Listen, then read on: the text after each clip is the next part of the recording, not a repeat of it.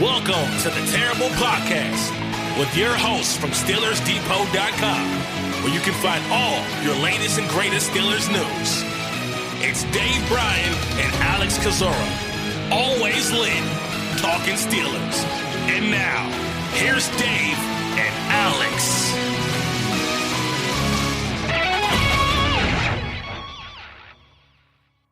Welcome to the Terrible Podcast, Season 12, Episode number 62. He's Dave Bryan. I'm Alex Kozora, SteelersDepot.com. Thanks for being back with us here on this Monday show. Dave, obviously no Steelers this weekend, coming off their Thursday loss to the Minnesota Vikings, so it was nice to kind of sit back, relax, and watch the rest of the NFL this weekend. Hopefully you had a good one. Yeah, absolutely. Sat around and did nothing but watching games.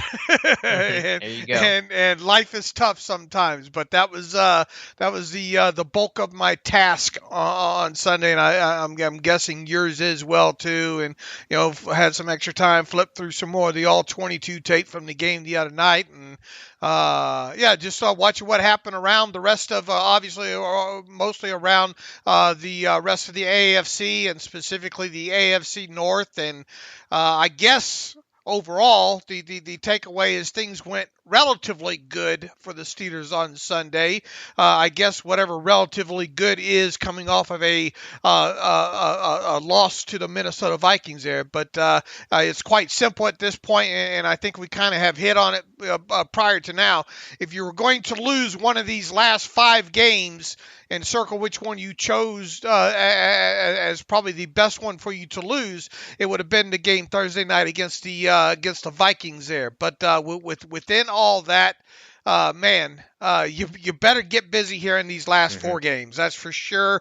And you're still going to probably need some help along the way. Luckily, the schedule stacks up where some of these teams competing for wild card spots have to play each other there. So there is that. But you coming off of this short week with a long week, and you got a game at home against the Tennessee Titans on Sunday, and this now becomes the most important game of the season.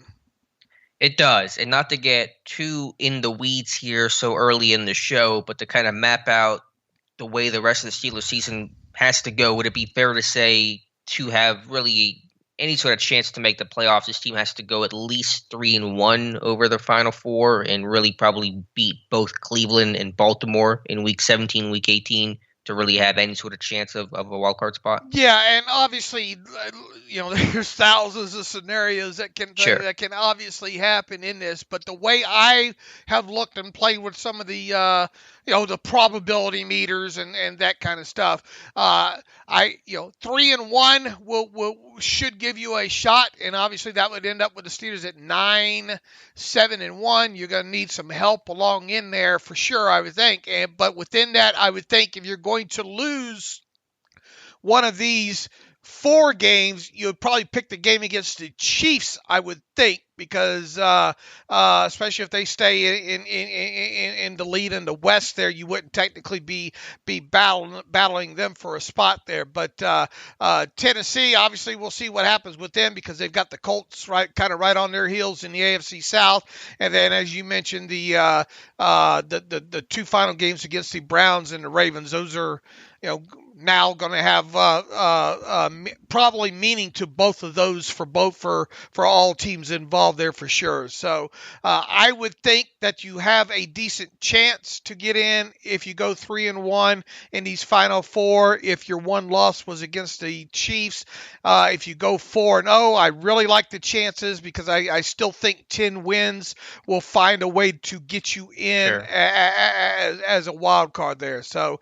that would be the best. And once again, I mean, it doesn't mean that it has to that your one loss probably couldn't be against the Titans if you ran the final 3 out from there, but that's at least from some of the probability things that I look at have it laid out as. Yeah, I would take 4-0. That should definitely get you in, but the odds of 4-0 happening probably aren't particularly great in terms of help or lack of help yesterday. I know there was some debate about which team you should be rooting for, the Ravens or the Browns. We both agreed we would have rather seen the Ravens win that game. And that's what the math said, Mm-hmm. Yeah, I mean, you can make an argument for, if you really think this team can win the division, then you can make an argument for the Browns beating the Ravens as a good thing ultimately, and you could sit there and play the long game and say, well, if Lamar's hurt, then that somehow improves chances. But overall, I would have rather seen Baltimore beat Cleveland, and then obviously getting the 49ers to beat the Bengals, the Tampa Bay Bucks to beat the Bills were all positive things. So as you said, it was not a perfect, ideal scoreboard watching weekend for Steelers fans, but it turned out pretty okay. Yeah, and you obviously were rooting for the Giants to beat the Chargers, and what else went the opposite Yeah, I way? mean the Jags beat the Titans, but those things were so pie in the sky that you really couldn't expect that. Right. The Bengals losing in overtime wound up being pretty big there. Obviously the Bills losing to the thing is you have this tie out there with the Steelers, and you're never going to get into any type of a tiebreaker head to head win part of the tiebreaker unless one of these teams were to tie in their final few games here, which obviously the probability of that happening is real slim there. But yeah, I guess once again it goes what I said on top of the show. For all things considered, losing on Thursday night and being resigned to the fact that you're going to need some help along this thing, Sunday went relatively okay, I guess, for the Steelers. Right. So let's talk about some other news that came out for the Steelers this weekend. Just some minor kind of housekeeping related stuff in terms of the injury updates. We knew exiting Thursday's loss that TJ Watt and Alex Highsmith had both left that game, leaving the team with only two outside linebackers in Derek Tuska and Taco Charlton. Some updates on those two. I believe it was according to NFL Network's Ian Rappaport, believes that TJ Watt's groin injury is minor, and there's still a decent chance that he can play Week 15 against the Titans, especially given the 10-day in between from Thursday to Sunday. And according to Alex Highsmith's dad, looks like it's a pretty minor injury, just a bad bruise on that quad that caused Highsmith to leave the game against Minnesota. So odds seem, good. We'll see what Mike Tomlin says tomorrow, but odds seem good that TJ Watt and Alex Highsmith will be available Sunday afternoon against Tennessee.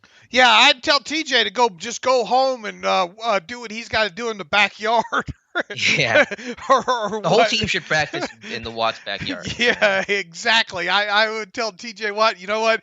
See you on Sunday, brother. Do what you have to do there because, look, you got to have him for this game. It goes without saying that the pass rush of this team is a lot different animal when you have TJ Watt on the field there. So keep your fingers crossed when it comes to that. We'll obviously see what Mike Tomlin has to say during his Tuesday press conference on that.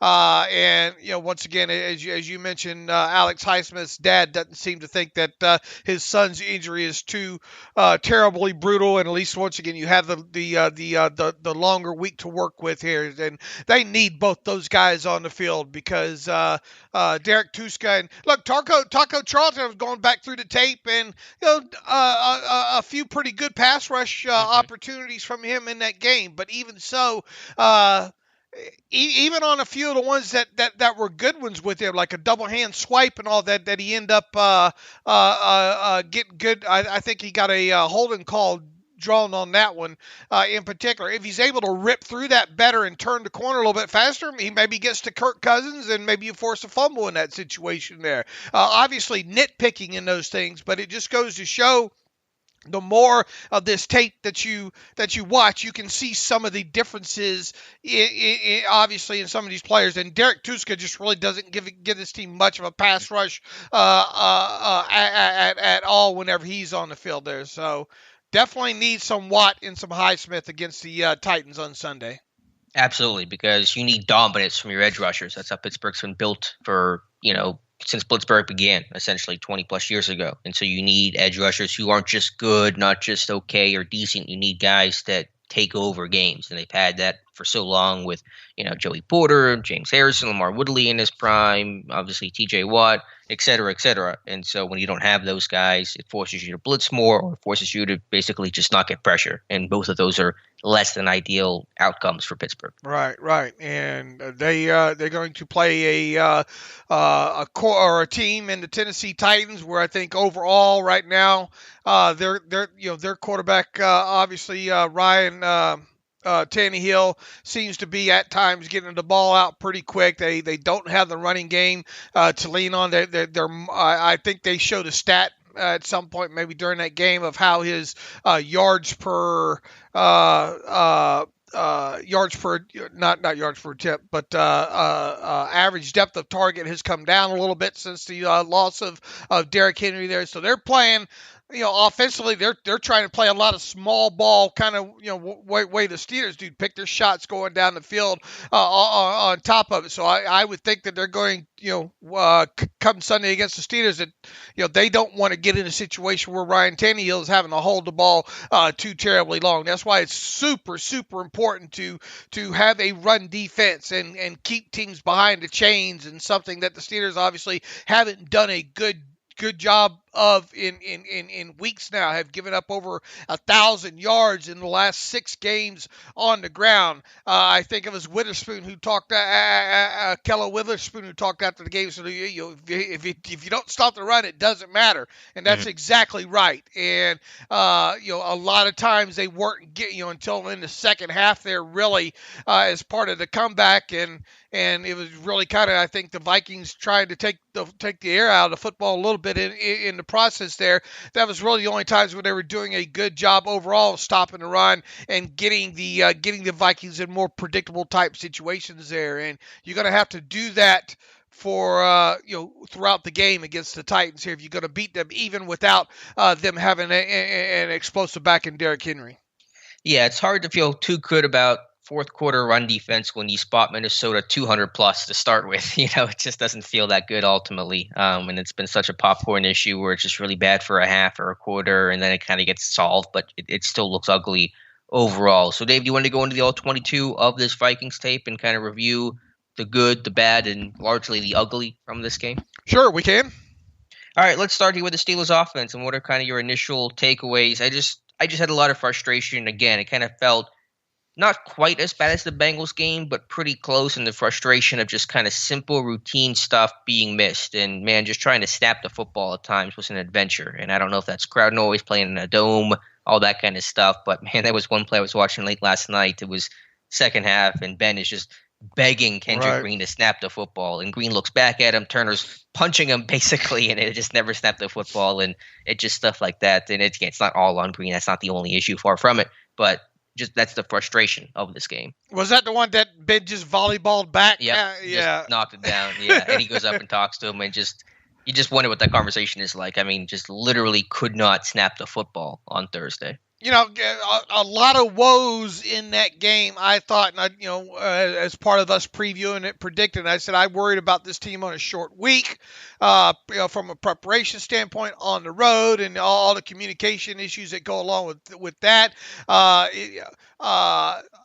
You did I think a breakdown on the protection issues that this team had on Thursday night. Most of those, I believe, in the first half, and I think the final sack was somewhere around the 13-minute mark of the third quarter. I think at that point they just decided.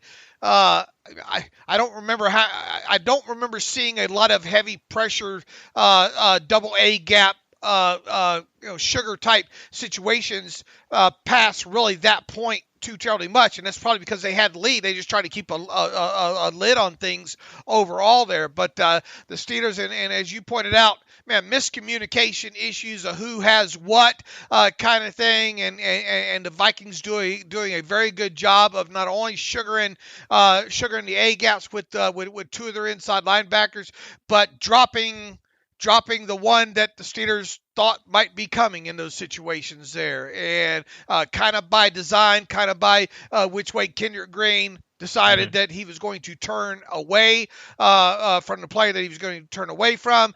Even so, with protection slid, you would think in certain areas there, all it takes is one person to be missing a read there, and that obviously happened, I think, once or twice with Najee Harris. And then not only that, when you do have that extra guy coming that is unaccounted for, Ben wasn't able to get the football out hot enough and quick enough time, waiting for something to develop on which seemed to be a lot of times the opposite side from him. So just the kind of stuff that wasn't a repeat to kind of what the Bills did. I think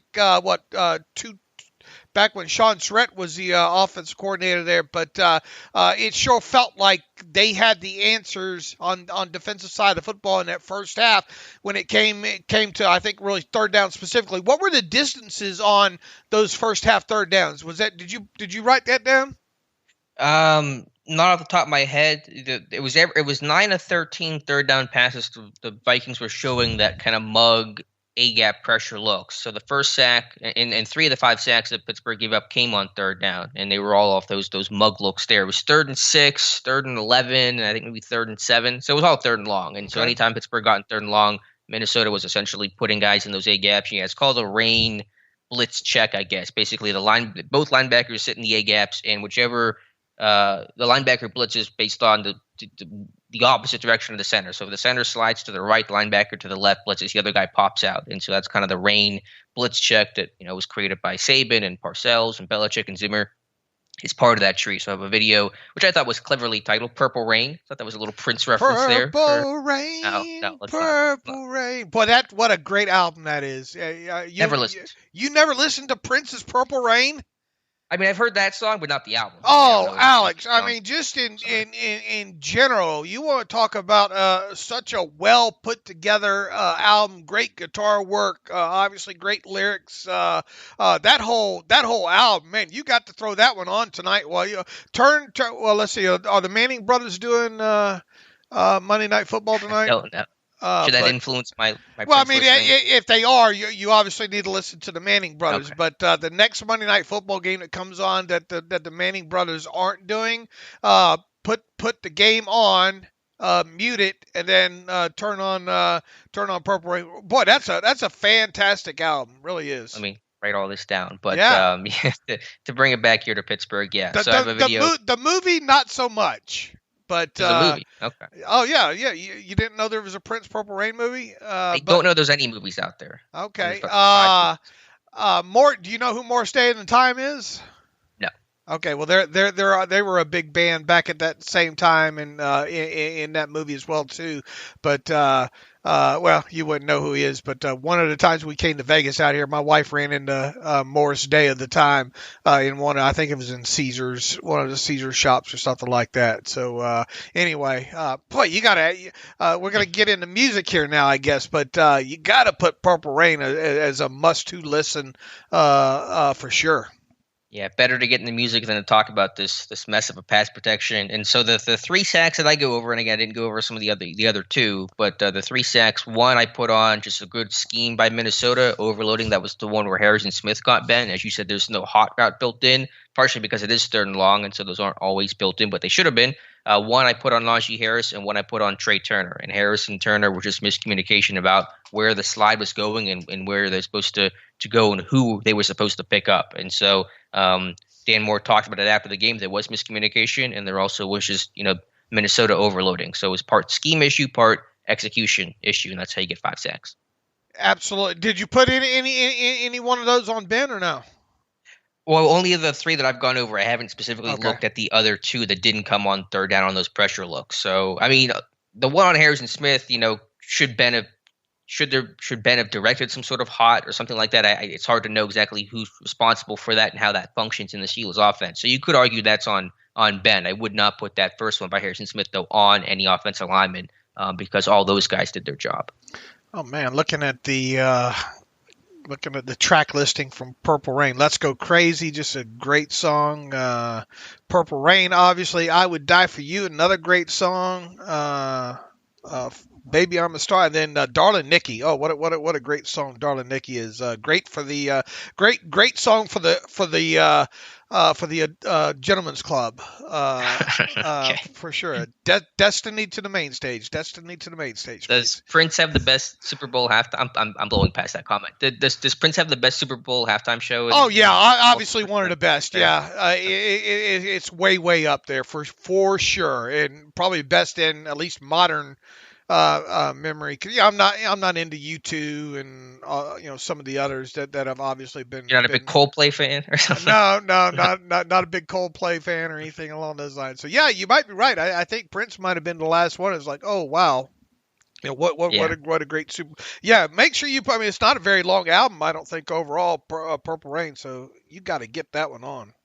I'm very good at my cultural references that I only sort of understand, and that's the title of my video, Purple Rain, How the Vikings Broke the Steelers Pass Protection, and Ah, you can check okay. out that video on I like it. I like it. SteelersDepot.com. Thank you. Yeah, it was that rain check blitz kind of getting tied in there. I'm trying to be clever and smart and all that fun stuff. So, yeah, from pass protection standpoint, miscommunication and some really good scheme by Minnesota that certainly really hindered Pittsburgh. What do you think about the run game? I mean, it just kind of felt like, as you said, I think on Friday, it wasn't until Minnesota played too high in some lighter boxes that Pittsburgh kind of got some sort of run game going, which if that's what it takes to get your run game going, your run game really never got going. Right, and that's what it felt like for sure. Now you did have thank God you had an explosive run in the second half over off the right side there. It's not going to get any better than what it is right now. Teams know to roll the safety down right now, and if this Steelers team isn't able to start doing something better on first down, and that something's probably going to have to be throwing the football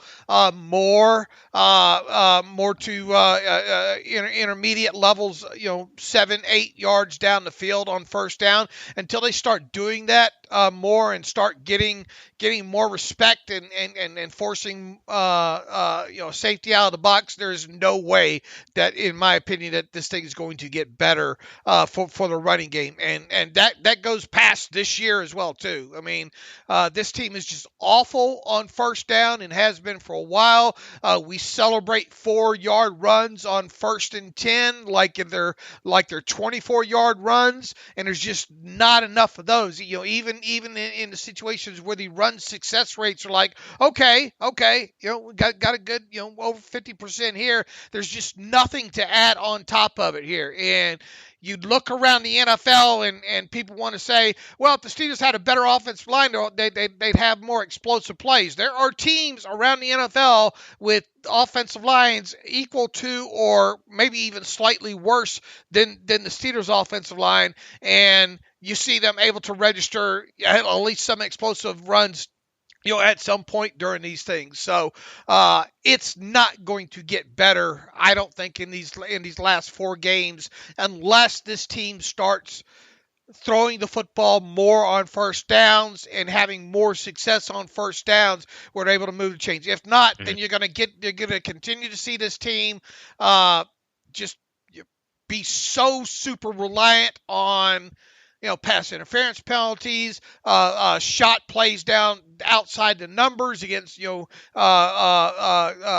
man type coverage type situations there, or throw short run long situations there. There's just no traction on the ground game, and it ends up you trying to wait for this team to have 10, 12, 13 play drives, and they just, outside of early in games, they can't seem to do that. Now, they were able to obviously move the football in the second half against the Vikings there, but I think it was kind of the Vikings saying, just don't beat us over the top. Now, I don't want to take anything away from the game that Ben Roethlisberger had, because I thought just from an accuracy standpoint alone,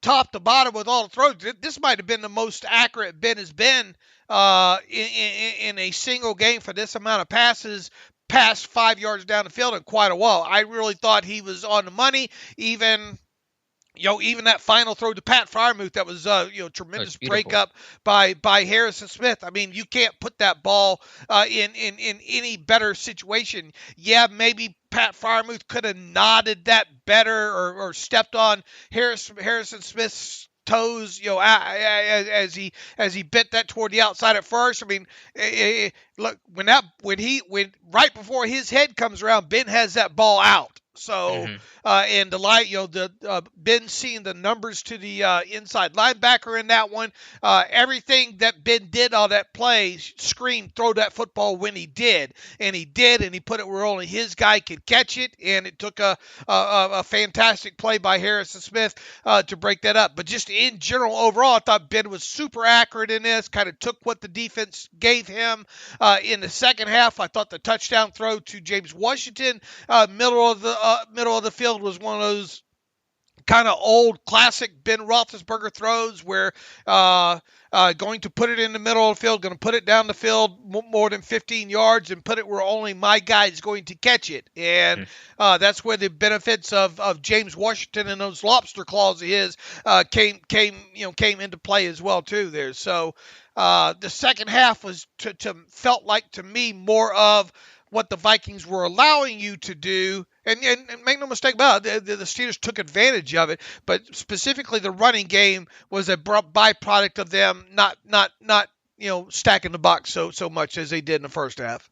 Sure, and as you mentioned, and as we've talked about all season long, just being poor on first down, and a lot of that's because of the lack of the big plays. Only 4.4 yards per play on first down in the season for the Steelers. That is tied for 30th in football with Miami. Only team worse for the Texans at 3.8. Pittsburgh has 38 plays, resulted in negative yards on first down. That is tied for third most in the NFL, again, 38 of those. And so there's a lot of negativity, not a lot of big plays on first down. And so that really kind of consistently puts you in second and third long, where any offense is going to have some sort of struggles in this offense, especially considering it's not crisp and efficient the way that some of the top offenses in football are. Yeah, look, I mean, you obviously go into games thinking too that, why do you have Najee Harris? You want to run him. You obviously don't want Ben Roethlisberger to have to drop back and throw 40 times, in a game. But, and until they show that they can come out and start moving the football in the air first, and specifically on first down,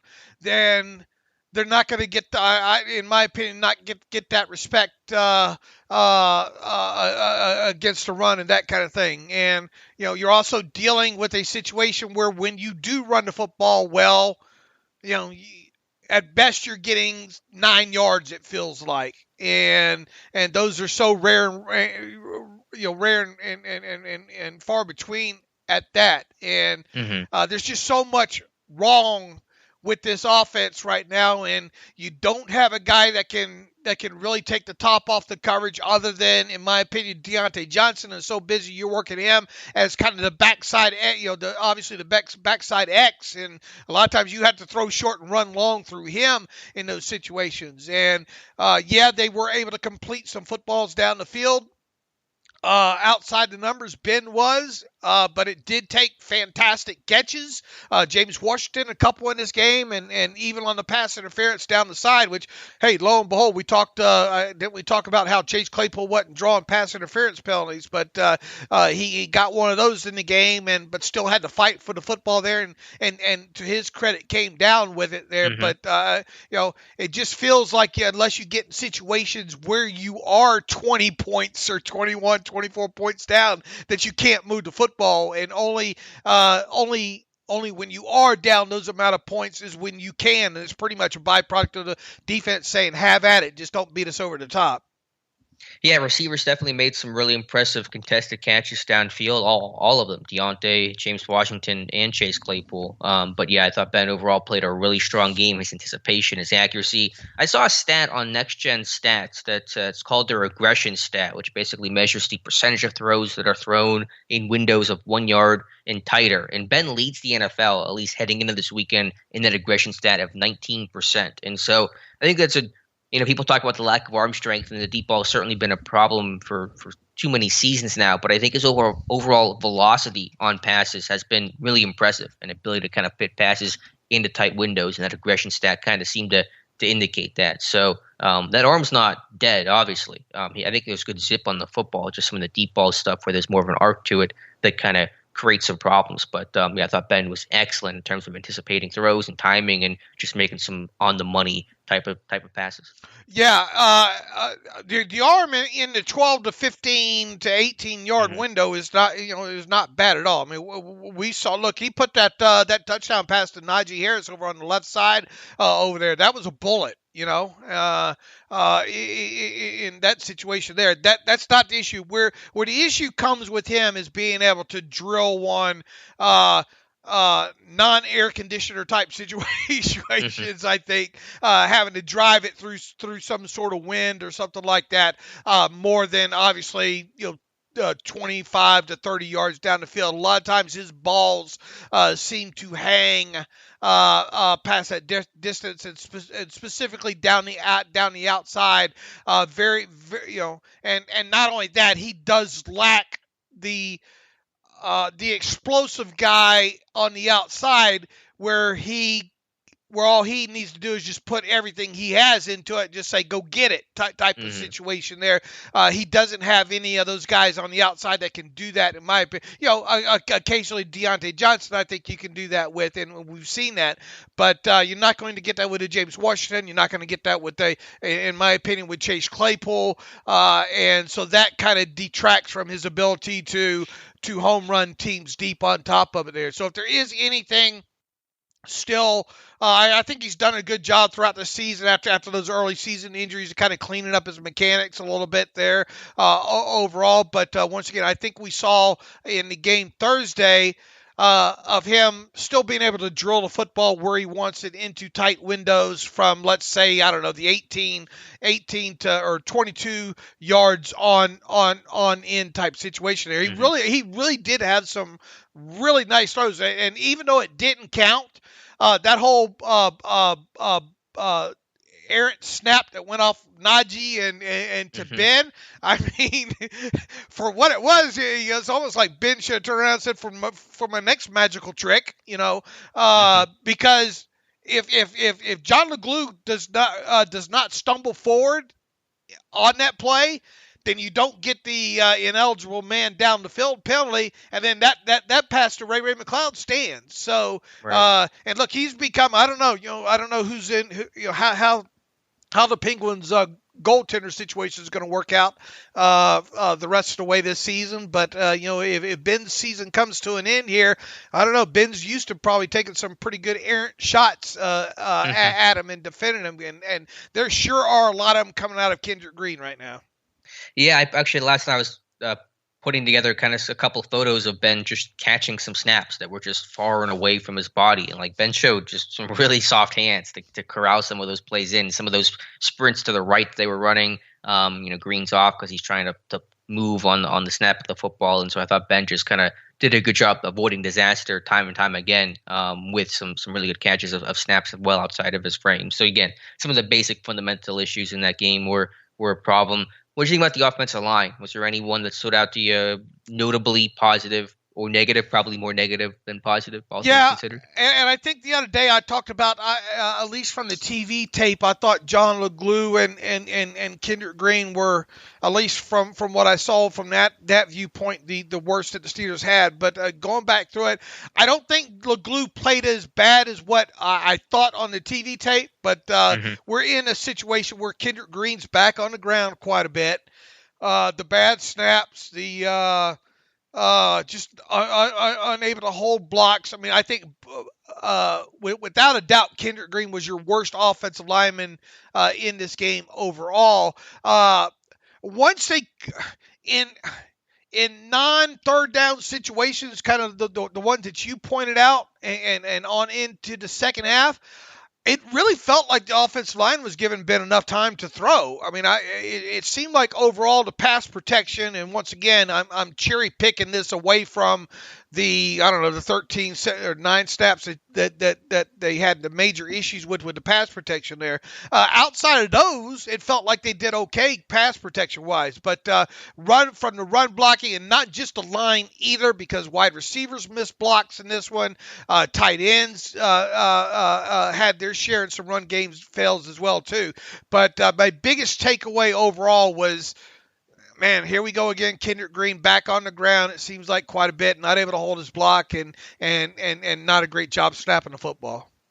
Yeah, that was certainly, I think, the number one thing that popped out to me. And then number two was the miscommunication that led to some of those sacks. And you just wonder how that gets created in the first place. On that one, the Trey Turner gave up, he's just sliding the wrong way, and I can't understand for the life of me why he would slide the opposite way on that play, and who he thought was going to block the defensive tackle when a core 4 had the end. I don't know what even the thought process there is. And so just some really strange stuff like that. I don't know if that's being on the road, being in the dome, or just having issues overall. LeGlue was interesting. He got pulled in that game, I think, because he got called for holding, and so they benched him for 2 snaps there and put Coward in. So that's the reason why Coward ended up playing 2 snaps in that one. How did that first one go? Well, actually, that one I don't put on Coward. I'm just saying, with him in there, how did that snap go? I mean, yeah, it resulted in a sack. So I mean, it did not go well. You had 3 of your offensive linemen blocking the end up on the. It's a funny still, not funny for Ben Roethlisberger. But no one did none of those guys are to blame though. Okay, but it is funny. But it is funny the still shot in that. Yeah, it was Harris that missed the block on that play. He was late getting to that side, and then they brought a guy that was not accounted for in the protection because they were overloading it, and so there was no way to block that second defender. But it is funny when you see it was Coward and Green and Turner all blocking the same guy. But it's not as bad as it looks, and I know it looks really bad. Are we sure? Are you sure he didn't get dinged up in those couple of snaps there? Coward or LeGlue? LeGlue, because if you look at the all-22, he even looks like he was ready to come back in on the snap right after it, and then got. Well, did he lose his shoe or something, or? Well, he had gotten called for holding on that snap before he came out, right? At least it was a flag, and I thought it was on him, but I wasn't diligent enough in checking that. When going back through, I thought, man, that's kind of weird just to pull him for 2 snaps there. It was. It was also weird because he was standing in the middle of nowhere. Like, he wasn't standing with the offensive line. We were just kind of hanging out in the middle of the field. He looked at Clem to try to go back in, and they wouldn't put him back in. Let me check. Did LeGlue get called for holding in this game? Because there was a flag on the one. No, maybe he didn't. There was a flag on the play. It looked like he got called for holding. So I don't know what happened. It was strange. Right. Now, unless he just blew and it's possible could have, but even so, that's a little harsh to be on a guy. I mean, with all the misses, it's not. And that was a standard. They wouldn't have finished the game with offensive line. Right. I mean, if you want to use him to set an example there, that's a poor choice. I have a feeling that he probably had his shoe come off of his heel or something like that. But then why not put him in for the next play? That's the thing that blew my mind, because he looked like he was raising his hand wanting to go back on. He got pulled back there. Right. So that was strange. And then Coward played 2 snaps and they give up a sack. And again, I don't put that on Coward, but yeah, it's not a good omen at least. So Dan Moore, I thought, gives him a soft edge too much in pass pro. It's just been very hit and miss with Dan Moore this season, and a core 4 seemed to do okay. The way I described a core 4 to someone last week is that, like, he looks good on a bad offensive line, and he'll be the weak link on a good offensive line. And so obviously you're getting more of the former this year with a core 4 in the Steelers front 5. I mean, where's the bulk of the bulk of the issues with this line is in the middle, period. Yeah, it's left tackle. Well, yeah, it's left tackle, left guard, and center, or the bulk of it. Turner's iffy in pass pro. He's physical overall, and a core 4 kind of quietly holds his own on the right side. And you don't want to. Once again, I like to get into like game 6 or 7 of these rookie kids and of the second season before But right now it's not great on. It's not getting. You're not seeing the progress that maybe you thought that you would hope to see this late in the season with a guy like Kendrick Green, especially. And look, now he has had quite a few guys to play next to him at left guard specifically there, but 5 of them to be specific. Right. And I don't know how much that is overall hurting him or not, but he has played nearly all the snaps, talking about Kendrick Green at this point, and you would hope to see some progress. You're not, once again, you're back to seeing him on the ground, in my opinion, a little bit too much, kind of getting manhandled with the guys playing directly up over the top of him again, and people keep hollering, well, just move him to guard and be done with it. Well, you move a bad center to guard, you end up eight times out of 10, you end up having a bad guard, And yeah, I get it. He played guard at Illinois. That's his primary position, yada yada. But we're talking about an undersized kid. That those same things are the things that we're talking about now: being on the ground, overextending himself, getting walked back with some power with hands in the chest. You might be 4 inches deeper off of the offensive line and not having to worry about the snap of the football. But those are the same things that we pointed out about him at Illinois at a lot of his snaps at guard.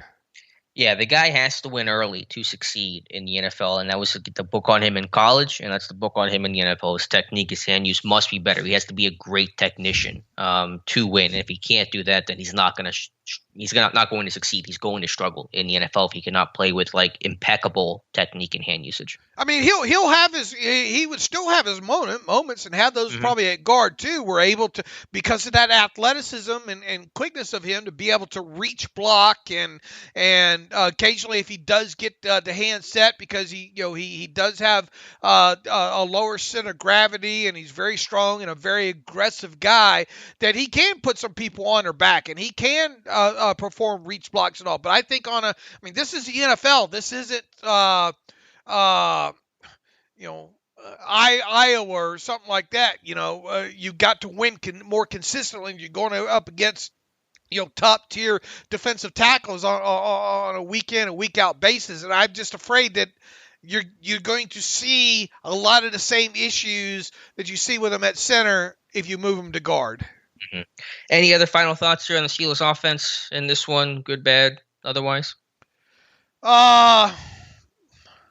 Just overall, the inability. The thing that stuck out to me once again is, they get behind in those situations. Obviously, the offense doesn't play defense, but it doesn't seem like they're able to move the football with any consistency until they're down 20, 21 points. And people, the narrative at that point is just do what you're doing in the fourth quarter and the first quarter. Well, it's not that easy.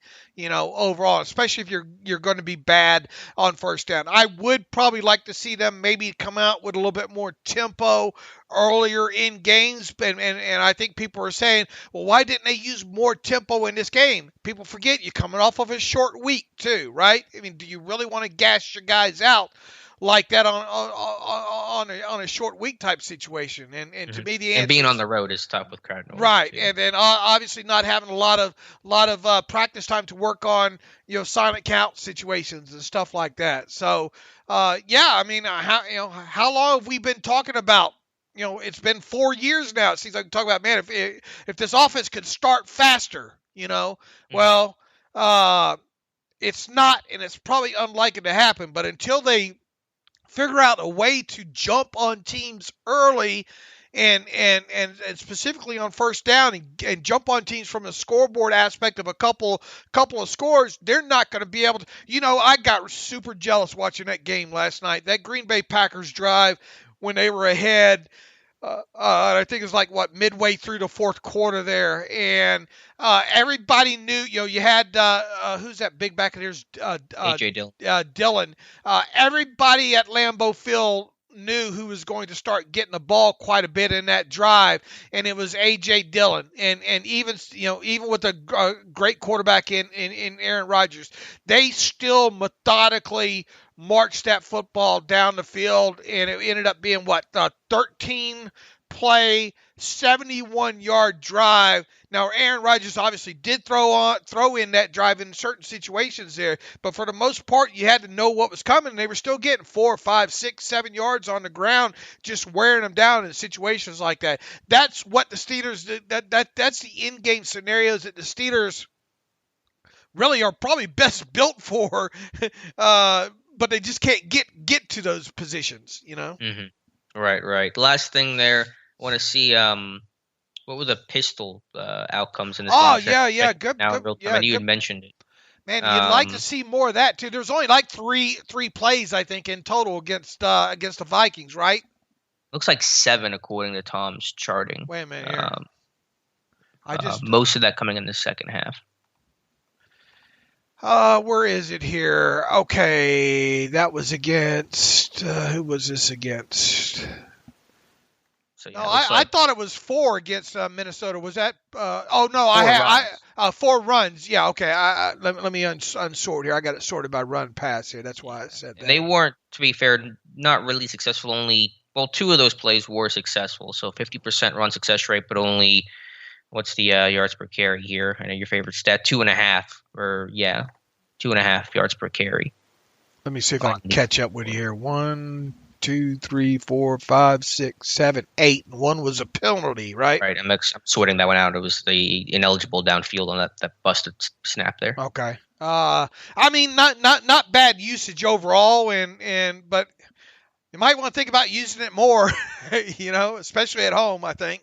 Yeah, honestly, I know the one snap was errant. That just went through Ben's hands. It actually was a fine snap by Kendrick Green. I think pistol helps Green snaps because it snaps. It's a shorter snap and it's a little more straight line. I do think that Ben likes to snap a little bit to his right intentionally on some of those, when the running back's aligned right, so it's a quicker, easier kind of mesh point there. But whenever it's pistol, that snap's a little bit shorter and it's just kind of straightforward back. And I think actually does reduce some of the snapping inaccuracies from Kendrick Green. And overall, pistol Ben 2 of 2 on his 2 completions there. And both of those plays successful. So I'm not going to harp on it too much, but I think you want to see it more going forward. They're only using it basically in the second half when they're down. Right. Third quarter was the bulk of them, I think, the other night, wasn't it? Yeah, and the Ravens game was like all 8 plays done in the fourth quarter. And so it's like, why are you waiting until you're down or you absolutely need it to use something that's actually helpful and efficient for your offense? Right. I think it would be interesting to see that used more earlier in games. A, and B, obviously as part of RPO type situations there, and see how that works. I would use heavier RPOs at beginning games, which they already pretty much do. Yeah, they're very heavy. And try more pistol early on, and maybe build in more shot plays. You look at their shot plays now, and you look at other teams' shot plays, you think, man, other teams draw up they're playing shot plays a lot better than the Steelers do. The Steelers idea of a shot play is basically catching a defense in a single high look where Ben knows that the middle of the field safety's not going to get over, and then him just trying to throw a Hail Mary ball down either side of the field. That's what it's become now, more so with the shot plays, other than get into red zone situations and letting something develop like they did with the James Washington play. Great route on his part, and great job by Ben looking off in that situation there. And really, the only other one is not technically I guess a shot play was the attempt in the end zone to Pat Freiermuth on the last play of the game. Right. So, all right, Dave, let's flip over to the Steelers defense and probably talk about this run defense first. And I don't even really know where to start in terms of describing the issues with the run defense. Maybe you can articulate it better than I can. I just kind of have a big old sigh when I look at this run defense because there are a lot of issues. And frankly, I felt like this team lost pre-snap a lot. Like it was just a math problem where they just really didn't have enough guys to defend all the gaps that Minnesota was creating pre and post snap to stop the run. It was early on in this game. It was like they was playing checkers and the Vikings were playing chess, knew exactly what they were going to do. And I wish Pittsburgh was playing checkers. They were playing like Connect Fours. Okay, they are Chinese checkers. You ever play Chinese checkers as a kid? Actually, that was a lot of fun. That's a fun game. Yeah, I ain't done that since I was a kid. I'm a pretty good chess player too, believe it or not. It was the single best thing my old man ever did. I think when I was a kid is he taught me the game of chess at I think it was like 6 or 7 years old, and that game teaches you to think, try to plan ahead and think a couple of moves ahead all the time there. And I mean, look, I stayed kind of dedicated to chess through my early inning time. I had a neighbor down the street, 2 doors down, who was for Pensacola was like had a rating over 2,000, was considered, I guess, a master at the time there, and constantly playing him, and obviously playing somebody up in skill like that, you're going to get beat quite a bit, but you learn a lot about the game in the process there. But it goes to, I kind of equate the positiveness of that, learning that game, to life, because it kind of forces you to think ahead. And Lord knows I put myself in enough situations where I had to plan. Yeah, if I had a good chess pun right now, I would make it. But I don't really need playing 2 moves ahead at all times, kind of thing. But going back to the Vikings game. the Vikings seem to know that in certain situations what they were going to get, kind of personnel wise, and even if they didn't predict a guy like Marcus Allen would be on the field in some of those dime situations, they would motion a guy out of the backfield there, and then there was nobody in, the Steelers player would run with that player outside of the box there, and there was nobody to replace the gap containment in that, and they ran right at the gap. It was a five-man box. It was Allen, 4 defensive linemen. I think Minnesota did that intentionally because they were in a 4-receiver set on that play, and that put Pittsburgh in dime. So that was good scheme there. Right. It always seems like we going, oh, good scheme. And when do we ever do this?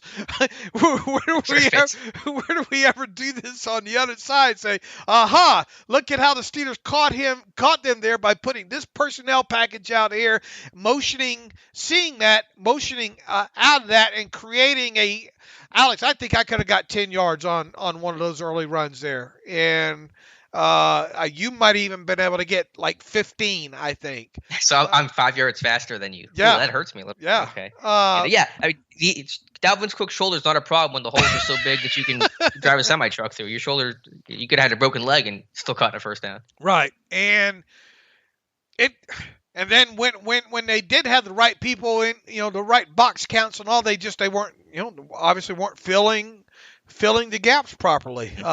Bush and Schobert, both a big part of that overall, but it didn't matter. You throw Buddy, I think, in the game a couple snaps there, and I think he messed up on one of those. But they just I thought he did okay. He can't finish, but he was in the right. He was in the right spots, but he overran one of his gaps one time, missed a tackle, but he looked okay actually. Yeah, that's probably the snap that I'm thinking of right there. But yeah, they're just, and they haven't for weeks. They haven't been getting good play out of their inside linebackers as a whole, and specifically against the run.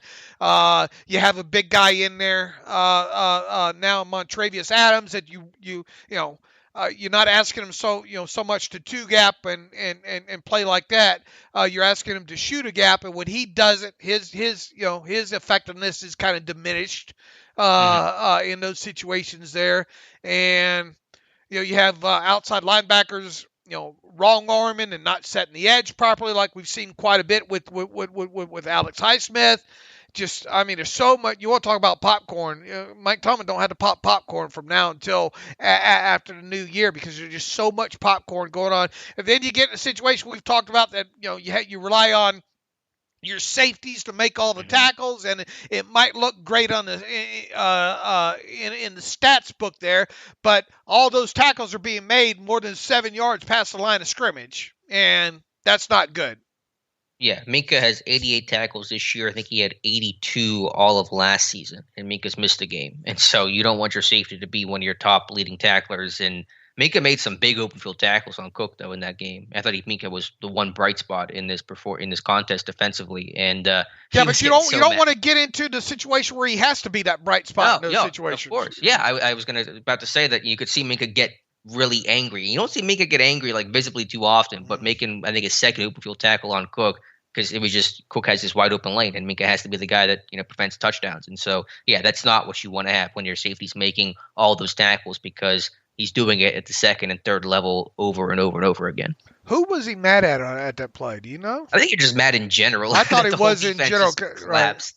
I don't know if there was one guy. I mean, maybe there was a guy, but I think it was like the second or third time he had to make that tackle when Cook just had a wide open lane and he's not even touched for 10, 15 yards until Minka brings him down. And I think it's just mad in general about how bad their run defense was. But I will say, Joe Sherwood's probably happy that Devin Bush is playing so poorly, because if Bush was playing well, Schobert would get a lot more criticism. I thought Schobert was horrible in this game, worse than Devin Bush. Bush made some plays in coverage at least. I thought Schobert just trying to find the football was an issue for him, and getting off blocks was an impossibility on top of that. So Schobert, I thought, maybe had his worst game of the season against Minnesota.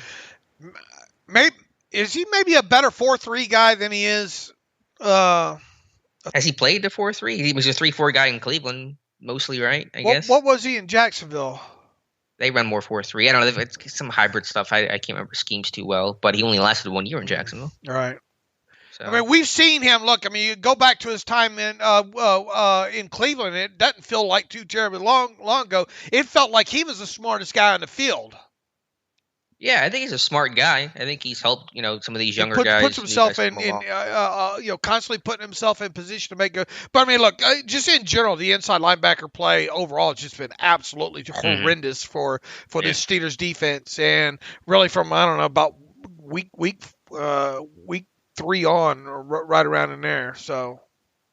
Yeah, again, I mean, some of it was just, I think, some bad math. Some of it was just bad execution. Cook's run, I think, 29 yards right side for the touchdown. I don't understand why Terrell Edmunds comes down as hard as he did there. Other guys have their gaps. It's just stuff where you kind of scratch your head and say, how are these problems in, week 14 for, a more veteran guy like Edmunds to just kind of screw up basic run fit type of stuff? You just see so many times these guards, either a duo or type zone type situation there, where easily these guards climb into the second level and just body in either Schobert or Bush, and there's no fight back. There's no, and if they and in a situation where they guess, if they go under, they guess wrong and they're not able. There was one in there that that I think Bush tried to backdoor. To backdoor, and I think Marcus Allen tried to. If you're going to do that, don't miss. And as a narrator would say, they indeed missed, and you can't do that, And just the inside linebacker play is just awful. Goes back to what you said.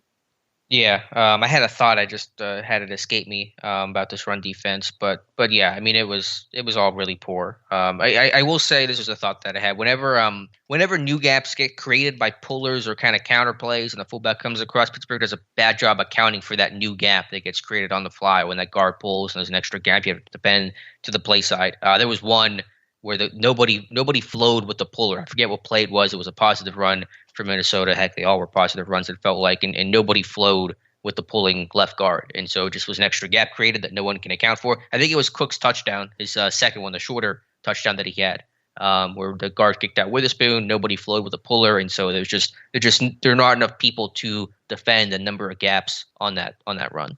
And you're going to keep seeing that kind of stuff, even without the Derrick Henrys of the world. I mean, here we go now. The Steelers are set to face who are the running backs there in Tennessee? Deontay Foreman and McNichols, maybe. I don't even know who some other guys are right now. Yeah, I mean that. And you kind of are expecting the same thing, they just get them guards out to the second level and force the Steelers to be gap sound, which they're not, and then you beat them that way.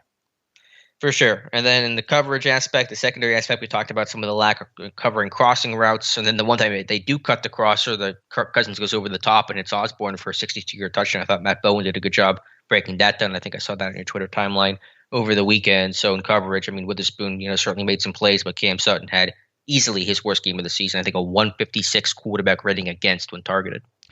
It goes back to a lot of these shot plays. You see them drawn up and all by other teams, and specifically in those type situations. And look, there was one early in the game that I thought Jefferson should have scored on and went off his hands on top of it. It was pressure that prevented that. It was Wormley and Highsmith. Right. And it plays into what I was going to say, that rushing coverage, you got to go hand in hand. The Steelers don't have good enough corners to kind of stick with these guys for shot play type situations. So if teams catch the Steelers in the right coverages and all and block it up properly, it feels like you have situations where Minka cuts the crosser and all, you still go, and then the opening touchdown of the game, they're going back and looking at that again. There's not enough pressure in that situations, and Cousins is able to stare right down the middle of the pipe at Minka and kind of wait for Minka to commit. And I'm not so sure if Minka doesn't commit the other way that ball doesn't go the other direction for a touchdown. Mm-hmm. Yeah, it was a lot of lose-lose situations, and Cousins really was dealing and kind of just had his way with Pittsburgh's defense. And he only completed 14 passes in the game, and it felt like a lot more. Yeah, was he 14 of 31? Was that the number on him? Yeah, you get under after 50%. Yeah, you get after the game and you think, man, he only completed 4 because they're chewing up all that yardage on the ground, I guess. But I was a bit surprised to see the completion percentage where it was after the game. I was expecting like 21 of 30, whatever, But right. If you told me that Kirk Cousins had a 45% completion rate and threw 2 picks in this game, you thought, oh, Pittsburgh won this one easily. But they were down 29-0 and gave up 36 points. So it's pretty crazy. Man, how many times have we seen this team this year go off away from decent, what you'd call decent analytics that you kind of look for in the game? Because even I think in the explosive play category, because of the way the Steelers moved the football in the second half, let's see, the Steelers ended up having 6 explosive plays in this game, and the Vikings had 5. All right. So you won the explosive play battle, and then you also won the turnover battle, did you not? Yeah, 2-1, I guess it would have been. All right, so you +2 them, right? In the talk stat? You're right, and you still lost. Yeah, and how many times they've done that more than once this year, on top of it there. So, not great, Bob. Yeah, this was the of games that he started the 4th worst completion percentage in a game by Kirk Cousins. In the other games, the Vikings scored 6 points, 11 points, 16 points, and in this one they scored 36. So only the Steelers. Yeah, it looks, it feels like they reverse engineer this thing so much, or not reverse engineer it, but piece it together just enough that the stats look good, but they don't come away with the W in all this. The old, especially some of this throw short, run long type situations there. They've got to get, and it's probably not going to change. They got to be able to stop teams from running the football early in games. That's number one. They got to get opposing quarterbacks, especially guys like Tannehill coming up here in 3rd and long situations. That's key number one. Number two, on the other side of football, is they've got to start getting shot plays, I think, earlier in the game. They got to start doing better on first down early in games. It doesn't feel like there's a solution to any of this right around the next game type situation. If they do wind up winning a next game, it feels like once again, it goes back to what I said earlier in the season, all these check boxes need to be checked for the perfect game situation just for the Steelers to win by 4. Yeah, it really does. Yeah, it's there's a stat, or I guess we would call it just a stat or a philosophy called Simpson's paradox, where you put all numbers that look one way, individually, but then you combine them, you get a totally different outcome than what you were expecting. That's kind of where Pittsburgh's at, where individually the numbers in some ways look good and feel like you're going to win, and you put them together and you end up getting a loss. And that's kind of what felt like happened against Minnesota Thursday. So any other final thoughts here? Offense, defense, special teams, Presley Harvin III, man, that was not a good performance in a dome. How do you get, you get nets of 26, 27 yards. Your average is like 42. He's got my terrible take today is about he's got 4 games left here on a final exam. He'll be kicking in the elements in all those games, at home, at Kansas City, I think at Cleveland. He better pick it up. Yeah, once again, it goes back to you don't want to throw these draft picks right out with the bathwater so soon and all. But this later on in the season here, you hope to see something to lean you more towards the positive outlook and all. But we're not seeing a lot of it here with any of the. Who's your rookie of the year right now? On the Steelers, like who's getting the Joe Green Award? Right. Najee Harris. You make a case for Freiermuth. I think you make more of a case for Freiermuth than you can Najee. But in terms of 100% honest. Yeah, I get that. Freiermuth's had a really strong campaign, but Harris has kind of been the backbone of this offense, for better or for worse, the entire season. Like they needed this guy to log those snaps. I think it's just hard to ignore that, and he has played well. All right, so you're going to reward the guy for more so for just staying on the field, right? Just in terms of overall value to the team, and he has played well. Harris has not had a bad season, correct? I think it's been really impressive overall. Yeah, 3.5 yards at a time. Yeah, I mean that's a part of the offensive line, but like those are all earned 3.5 yards. I mean, there was a 3rd and 2 run that he had against Minnesota where he stopped up the line of scrimmage, he spins off a guy who's unblocked, and he picks up the first down. So like Harris says, and plus the receptions and the blocking. I mean, this guy's going to set the receptions record by a rookie by next week. So I mean, I think he's had a good season. So I mean, you can make a case for Freiermuth, but I mean, Harris has kind of been the guy since day one. I think he's just a byproduct of volume. I mean, to an extent, but I think he's getting more than what's blocked. Is that fair to say? Yeah, sometimes look, and he better shoot. Yeah, he better. But I just well, think he's getting more than what he's. I think pound for pound, the better, I think the most deserving rookie of the year award guy right now is Pat Freiermuth. To be honest with you. Okay, but if we agree that he's getting more than what's blocked, then to me that's not volume. Volume is just getting what's blocked, and you're just kind of getting what's there. But he's going above and beyond that, which tells me it's more than just. I mean, obviously there's a volume because he's been the every down guy in this offense. But when you're getting those and you're earning those yards, to me that goes beyond the volume argument. Man, he's right. How many touches is he at right now? 400. Almost 400. No, 297. I'm saying Will he's on pace to hit 400. 388 right now, right. So right on that line. He's already set the Steelers record for most touches by a rookie, and he'll be at least 350, probably close to 400 by year's end. I mean, that's not a good number for a running back to have to hit, to me. No, it's a lot. It's a lot of wear and tear for sure, and so it goes back to that whole 5 years and put him on the pile philosophy, and his usage this year has not changed that idea one bit. If anything, it's strengthened it.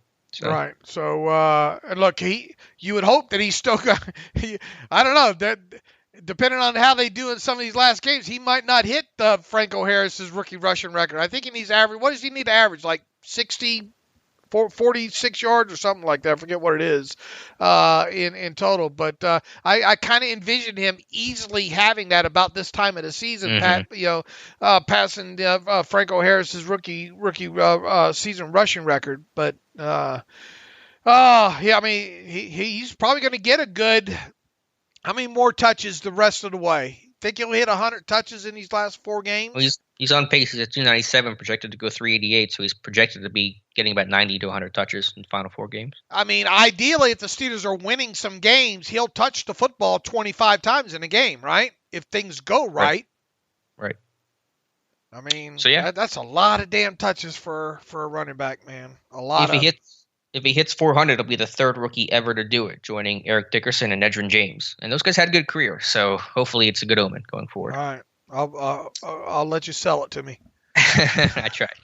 I do want to make one note here, some roster moves that I should have addressed earlier in the show. They're just kind of strange and not earth-shattering. This was on Friday where the Steelers released 2 players they had just signed, punter Drew Chrisman and long snapper Rex Sunahara, and it signed back the guys they had released for the punter and the long snapper the day or 2 prior, re-signing wide receiver Tyler Vaughn and defensive back Lyndon Stevens. So not a major move here, just curious to see the yo-yoing of the punter and the long snapper, Dave. Feels like an 18-man practice squad the Steelers are playing with now. We'll get a better answer to that, I think, on Friday. And maybe even on Thursday if we can get a hold of the visitor sheet again. If they bring both those guys back in, it would obviously be to get them COVID tested, right? And then sign them on Friday. And the whole reason why you want to have them signed to the practice squad by Friday is so that you can elevate them on Saturday if need be. So, because if you did not have them signed to your practice squad by that day before the game, then you could not elevate them as COVID, replace or elevate them in general. They would have to be signed off the street as a 53-man roster addition, which obviously would then need a corresponding roster move to it. So, if indeed this is what they are doing, and once again, I think we'll have a better idea by Thursday or Friday, we could see a repeat of that again. And if so, well, props to them playing chess and not checkers when it comes to at least roster manipulation there. Yeah. It feels like this is all COVID related. And who knows? Maybe they thought they had somebody that's sick, and maybe they were Right. worried. That was my thought. I don't know. But if they do this again, come Thursday or Friday, then this is most definitely a roster manipulation tactic to protect from COVID, basically on Friday and Saturday, to give them the ability to elevate a player, a long snapper, a kicker, or a punter.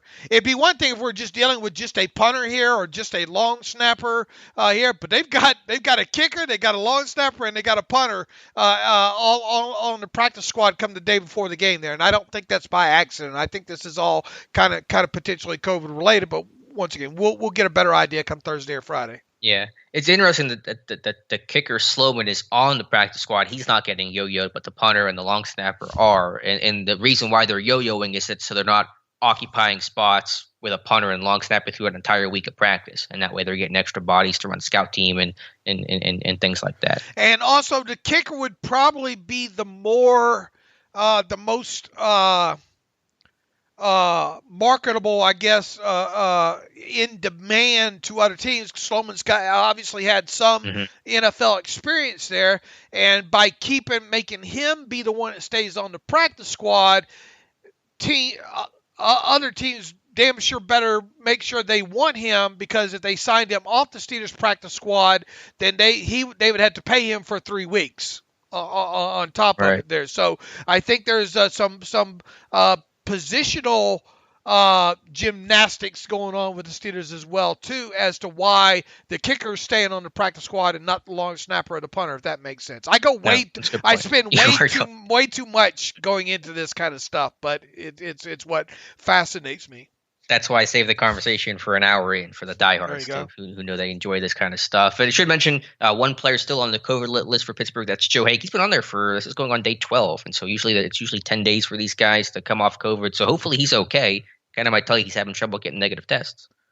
Yeah, I mean, and you wouldn't think you just if he passes, he's got to come off. I think it's probably like an NFL rule. I don't know if you can like stash guys on COVID if they're cleared to return. That seems unethical. Right. So I think right after we wrap up this podcast, we should see Joe Haig come off this list today. I hope so. If not, then that kind of has me a little worried. Hopefully the guy's okay. All right, Dave. Let's talk about AFC North here.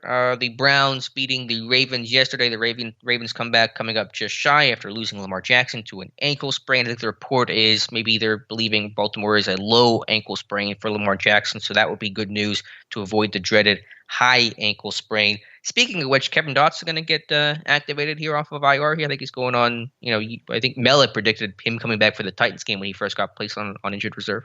Well, he would have to you would think that window would be opened as soon as possible to Wednesday. I would think. I don't know. I guess they get a bonus today. Their bonus. I'm guessing they'll use today as their bonus day, right? It would make sense. Yeah. And then off on Tuesday, and then back at it again on Wednesday. There. I mean, they're having players speak to the media today. Today being Monday, for those listening, it might be behind. It would make sense. So, I mean. And I guess they're technically week 15 doesn't start until Tuesday. So, Wednesday you would. I mean, is that enough time for him to get him, back acclimated and back in the lineup again? It will be interesting to see if they at least open his window on one and give him at least a chance to be on the on the 53 for the Titans game. I'm starting to think that won't happen by Sunday, but we'll obviously see. And at least get him start practicing. Right, Wednesday is going to be the key day. At least getting a window open on him to practice.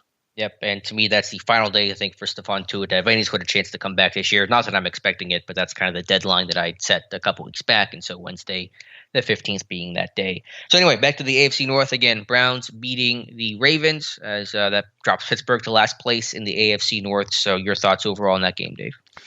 It felt like a game that the Ravens probably win if Lamar Jackson plays in it, to be honest with you there. Credit to Huntley, though, at the end there. They certainly made that one interesting there, getting the onside kick. I mean, if they convert they have better play selection and better execution on that third and fourth down after getting that onside kickback, they probably win that game there. But man, it's just a Ravens team that's got the knack of being able to hang around in games, and despite all the injuries that they have, they're not getting run out of stadiums by teams. Now it will be interesting to see. I mean, they have to play the Packers, I think, this in week 15, and I think they get the Packers at home. But it doesn't matter the way it looks like the Packers are kind of clicking now. But I'm going to guess that if Lamar Jackson can at least get that thing taped up and run around, it'll obviously affect his effectiveness with potentially running the football there. But I don't know. What do you do with them? You're staring at if you're the Ravens, do you look past Green Bay and say we've got to make sure that we have Lamar Jackson healthy for these final three? Do you risk it? I've got a funny feeling that they might not risk it against Green Bay. But, I mean, you get this late in the season, you can't take anything for granted. So if he can tape it up and if it's not a high ankle sprain, maybe he does go. But, man, their offense runs through two players, obviously. It runs through Mark Andrews and Marquise Brown there overall. And defensively, I don't know how they're able to keeping this thing put together, but they're finding a way to keep teams off the scoreboard against them big time for the most part. Yeah, they're fighting, they're battling for sure, despite all the injuries. That secondary got picked on a bit in the first half and kind of calmed things down in the second half overall. If Lamar's healthy, if he can play, if he gets clear, I think he's going to play. And it may be a battle against Green Bay of the injured quarterbacks, with Aaron Rodgers with that toe injury that apparently is getting worse and worse, and Lamar with that ankle sprain. So, yeah, I think if he's healthy, and not if he's healthy, but if he's cleared to play, he plays, is the bottom line with Lamar Jackson. And you got Cincinnati. Let's see, you have Cleveland playing on Saturday against the Raiders, I believe. So that's going to be an interesting game for both those teams. Obviously, I think you got to root for the Raiders if you're a Steelers fan in that one. You have the Ravens once again hosting the Packers in Week 15, and then you have Cincinnati. Who does Cincinnati play? That is a good question. I wrote that up last night. I already forgot about it. Do not know who they play. They play the Broncos. That's another kind of not loser leave town, but it has a lot of significance and potentially, when it comes to wild card, the Bengals are obviously sitting in. I think now, where are they? They're seventh, third place. Cleveland jumped up to, I think, second spot over them because I think Cleveland has the head-to-head over them, right? Yeah, so is that the Bengals in the seventh seed or eighth seed, or where is it? That's how I think about it. The standings. I forget what Kornacki was doing last night. Cleveland is 8th. Cincinnati is 9th. Who's 7th? Buffalo. Okay. It goes Patriots, Titans, Chiefs, Ravens, Chargers, Colts, Bills. Okay. Wow. Yeah, it's a big jumbled mess right now, and so for Pittsburgh again, I would say 3-1, lose the one loss coming to either the Titans or the Chiefs, preferably the Chiefs, and then you beat the Browns and the Ravens, and it gives you the most realistic and best chance to get in as a wildcard team. I mean, at this point now, you obviously want the Steelers to beat the Titans, but after that, I would think that you probably who's Tennessee's games against from there on out. So it gets into mega scoreboard watching at this point. Yeah. Let's see, they play after they play the Steelers. You can probably go ahead and root for the Titans the rest of the way because they play the 49ers, the Dolphins, and the Texans, and none of those teams, really play into the AFC picture. I guess the Dolphins could to some degree, but if you're a Steelers fan, you're worried about the Dolphins at some point, then this thing's already over with. At this point, Cincinnati and Cleveland still have a meeting against each other. Cincinnati has to play Denver, Baltimore, Kansas City, and Cleveland. So pretty tough schedule there. I would think that you have to root for Denver against the Bengals, and then I guess it depends which. I don't know which. I still think that you root for Baltimore to beat Cincinnati because not that head to head is going to come into play, but Baltimore has the worst divisional record right now. I think they're 1-3 in the division right now. So I would think Baltimore, you root for them to beat Cincinnati. Obviously, you would probably want Kansas City to beat Cincinnati, and then who knows when you get into that final game, Cincinnati and Cleveland there. So those two teams have to play again, and then Cleveland has the Raiders, then the Packers, then the Steelers, then the Bengals. Interesting schedule there. And once again, you're obviously rooting for the Browns now to lose their next 3 games, which would be the Raiders, the Packers, and the Steelers, and to see what they're looking at in their finale. And then that would leave the Ravens as playing Green Bay, Cincinnati, the Rams, and Pittsburgh. So interesting the way this the end of the schedule. There's some tough games for all these AFC North teams in the final 4 weeks of the season here. Yeah, and it goes back to Pittsburgh controlling what they can control, and that's getting a win on Sunday against the Titans. And because if they don't win that game, again, you would have to run the table if you lose to the Titans on Sunday. I think that's the only really viable, and even then it would probably take help, but the only viable path to get in is go 3-0 your final 3 if you cannot beat the Titans Sunday. Right. All right, Dave. Here, I think we're ready to get to some reader emails and close out today's show. I'm sure we still have a lot of emails carrying over from Thursday's loss. All right, let's get to the email machine here, Alex, and I guess we'll start here. Hey, Dave and Alex, love listening to the show. Generally try to not send in-game emails. I come up with 7 players, including Bud. Let's see. I'm curious how many above-average players have the Steelers drafted since 2013. He says he comes up with 7 players, including Bud. How many players should a team that emphasizes a draft pick in that time frame? I would think around 14. I know Kevin Colbert is considered a very good GM. Do you consider drafting a strength or weakness for him? Which members of the coaching staff do you consider to be top half of the league other than Tomlin? To lighten the mood, Dave, have you ever picked your feet in Poughkeepsie? Great job of I don't know what that means. Dave, have you ever been there? I guess you're just saying, have you been to? Oh, I guess poked your feet. He says picked your feet in Poughkeepsie. I don't know what that means. Great job of analyzing the Steelers. No, I've never been to Poughkeepsie. I don't know what the significance of that statement is, but let's see. What do you think? He's curious how many above average players have the Steelers drafted since 2013. It comes up with 7, including Bud. He says, here's my thoughts on draft picks when it comes to the Steelers. Obviously, you'd like to see them hit on their first rounders and be able to get those guys to second contracts and have those guys be premier players. They have obviously not done a great overall job of that as of late. Correct. T.J. Watt obviously is a hit there. You look at Terrell, and you look at you see Artie Burns running around in a Bears uniform last night. Devin Bush, the jury's obviously still way out on Devin Bush. Those kind of things, you hate to see the team miss on those. It feels like they're missing on those a little bit more frequently now.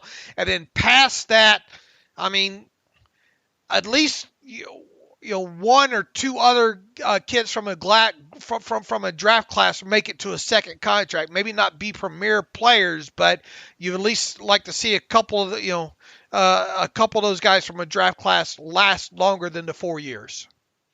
Yeah, again, I'd have to go through the whole list of players. What did he say, 7 since 2013 he considers to be above average? Is that what he said, 7? I guess. He says, I'm curious how many above average players have the Steelers drafted since 2013? Yeah, and he said 7 that he came up with? Yeah, that sounds low to me. I'd have to go through it, but it depends on how you define it, obviously, and stuff like that, but that does sound low. I think Colbert, his strength is drafting overall. Doesn't mean there aren't problems and there aren't issues, and there's been some more bumpiness lately. But I think if you look at his, tenure as Steelers GM / the guy, his strength, I think undeniably he's drafting. All right, 2013, obviously you had Jarvis Jones in there. That was a mess. You did have Le'Veon Bell. I mean, for what Le'Veon Bell gave you, I mean, that was a hit, right? And also in that same draft class, you had Vince Williams. So, I mean, I think 2013 as a whole, even though you missed on the first round pick in Jarvis Jones, not a bad draft class for what the Steelers try to get, I would say. So there's two above average players right there, in Bell and Vince. 2014, Ryan Shazier, Stephon Tuitt. Those are two hits right there in and of itself. It's a shame Martavis didn't last a little bit longer, but I mean, you got some usefulness out of Martavis during that time. So I would say overall, I mean, that's at least two more hits there, right? In Shazier. Yeah, Bryant talent was above average. It was just the other stuff. I would consider that a hit, though, a fourth-round pick that played well for you, and then you flipped him for a third. I think that's a win overall compared to where a lot of fourth-round picks end up. 2015, Bud Dupree. I mean, you obviously did. I mean, you got him. What's the best way to describe it? I mean, he ended up being a guy that contributed quite a bit to the team. Yeah, the reader counted Dupree as in that camp, so I will as well. Jesse James. I wouldn't say he's above average. I would say he's average. I think it's a good pick, but I wouldn't count that in the above average. And Anthony Chicklow was the only other one that really. I mean, does Anthony Chicklow's special teams contributions at least get him to average? To average, maybe, but not above average, and so I wouldn't count that. I would say just Dupree from that class. All right, so just Dupree, and then 2016, Artie Burns, Sean Davis. No. I mean, Javon Hargrave obviously was a hit. Mm-hmm. And then you could just argue it's about Medikevich, above average special teams player. I don't know. I would be inclined to count that one as one, but I understand if someone wouldn't want to because he wasn't anything defensively. 2017, obviously TJ Watt and Juju are both hits. I mean, Cameron Sutton contributed during his rookie contract span. James Conner did when he was on the field. Obviously it wasn't premier, but I mean, made it. I don't know how people want to count Pro Bowlers or not. That is kind of watered down to some degree there, but I mean, overall, that draft class was not bad. It was excellent. It was more than that to me. I think from a talent standpoint, Watt, Juju, Sutton, and Connor are all above average kind of hits. So I mean, someone might argue with Sutton and Connor's health, but I'm going 4 from that class. All right, 2018, Edmonds, Washington, Mason Rudolph, Okorafor, Marcus Allen, Jalen Samuels. Joshua Frazier. Frazier bombed out. Jalen Samuels was just a one game kind of wonder, I guess, against the Patriots there. Marcus Allen's just been just a guy. Okorafor, I mean, if you've gotten snaps out of Okorafor, good, bad, indifferent. James Washington, obviously average player, and Edmonds, you've gotten games out of him. I mean, none of those guys I think you'd want as the top guy on your resume.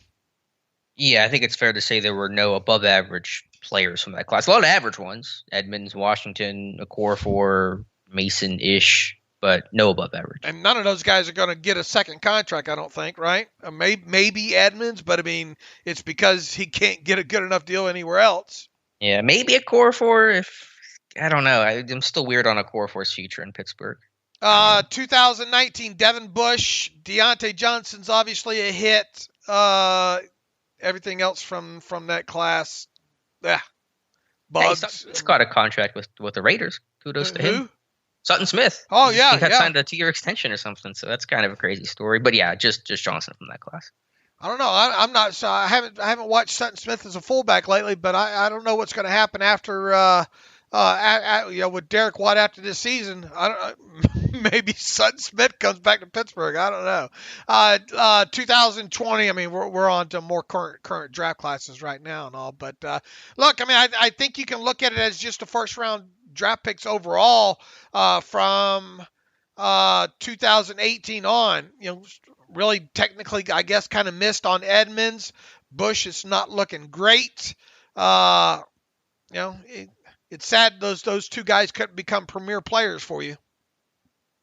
Yeah, right. From our tabulations from 2013 to 2019, we have, I think, 13 players above average. Doesn't even include 2020's class. We could argue maybe Highsmith is, and then 2021, which I would say already Harris and Frymuth are in that above average category. So those two alone will bring you up to 15. So much. Like I said, I think 7 felt way too low in that reader estimation. All right. What else? I don't want to get into the coaches and all like that right now. Tobias writes in. Hello. Dunbar, Austin, I think above average. All right. 3 phases of the Steelers. Hello, Dave and Alex. Love your work. Am listening for years now. In my opinion, one of the biggest macro problems this team has is that the 3 phases, defense, offense, special teams, do not help each other out. When the defense has a bad time, the offense repeatedly goes 3 and out. When the offense scores, the defense gives up a score immediately. Offense does something good for field position, and special teams does a 20 net yards punt. Defense finally stops with an interception. I know this is not solvable other than each phase playing better, but I still think it adds up, especially the time the defense is on the field. I'd really like to know, in your opinion on this. We all agree that defense was atrocious against the Vikings, and they get piled on, and they deserve it, but still the offense provided absolutely no help. Tobias, look, and he's over in Germany there as well, too. Thanks for that email. It's multi-layered in this, and might they have another win here if all 3 phases would have helped each other a little bit more in some of these games? Maybe kind of specifically, you look back to that week 1 game against the Bills, right? You had the defense making a key play late in that game, and then the special teams blocking the punt and all like that. You just got to get more consistency all the way around from all 3 of these units for sure. I don't know how you can. I don't know how many more wins you're getting at here, possibly having if maybe each unit supports each other a tiny bit more, because the problems go a lot deeper than that. Yeah, it's a good point. I haven't been able to quantify that in terms of where Pittsburgh ranks in that category and how bad it's been. But yeah, I understand that. I mean, again, the offense climbs back into that game. You get close. You go up with a 62-yard touchdown to Osborne. So that one certainly hurts you a lot. So yeah, I get the premise, but I don't have a good way to quantify that above kind of the emotional feeling of it. Group celebration. Cosmo writes in, new low light for the season, losing 29-7. Absolutely get embarrassed out there. We get an interception. We sprint to the end zone for one of those stupid group poses. I really hope Cam Hayward chew their butts out for that. You had an interesting take on one of those, Alex. I took a lot of heat for that one. People don't get mad at me on the internet too often, but they were upset that I have no, and I still stand by it. I have no problem with them celebrating. And just for context and clarification, it was a lot of the young guys celebrating. There was no Minka, there was no Hayward, it was Norwood, it was Witherspoon, it was Buddy Johnson, it was Justin Lane. Terrell Edmonds found himself in that mix somehow, but it was a lot of young guys celebrating. It made a good play, and it ended up helping them get back into that game. So it's a game. Celebrate when appropriate, when it does not hurt your team. That does not hurt your team. So be happy, have some energy, and it seemed to help catalyze or be the catalyst for this team. I'd be a grumpy old man over there if I was Cam Hayward. I'd say I don't want to see none of that stuff. Somebody's going to have to answer to me if you run down to that end zone, down that many points after well, how many points can you be down by to celebrate? It stuck out negative for me in real time. I facepalmed myself. Yeah. Old man yelling at the cloud. I really did. I mean, come on. I mean, yeah, you made a play. Good for you. Now go do something about being that far behind on the scoreboard. Oh, the interception is the doing something about falling behind. Well, then go celebrate it on the damn sideline or something. Don't call attention to yourself is the way I look at it. It did seem like they weren't going to do that, but Buddy Johnson, that was his first career defensive snap, and they get a turnover, and he was like rookie. Pulling Witherspoon. Get your butt on the sideline, rookie. Well, yeah, but like he was pulling Witherspoon, and I think the rest of the guys thought, well, if they're going to go run, we can't let just like the two of them run, so okay, the rest of us have to go. And again, it was not any veteran player besides Edmonds, I guess. But anyway, I don't have a problem with it. Troy writes in, Ray fair catch. Dave and Alex, when Ray didn't fair catch the punt to set up on our final drive, I thought that was a horrible decision. It landed on the 10.5 yard line on the fly. He says, what are your thoughts? Also, never, ever count out Big Ben. Boy, I tell you, there's ever a game, and there's unfortunately been a couple of them this year where you say, I don't care how far down the Steelers are, they're going to probably come back in this thing, at least make it an interesting ball game. It was that Thursday night game there. But it still wasn't, you know what they call almost winning, Alex? Losing, and that's what the Steelers did. As far as the Ray fair catch, there was the old adage for years now. If your feet were on the 10-yard line or back, that you just let the punt go, yada yada. Bill Belichick, leave it to Bill Belichick to give and it just happened this about 3 weeks ago or something like that.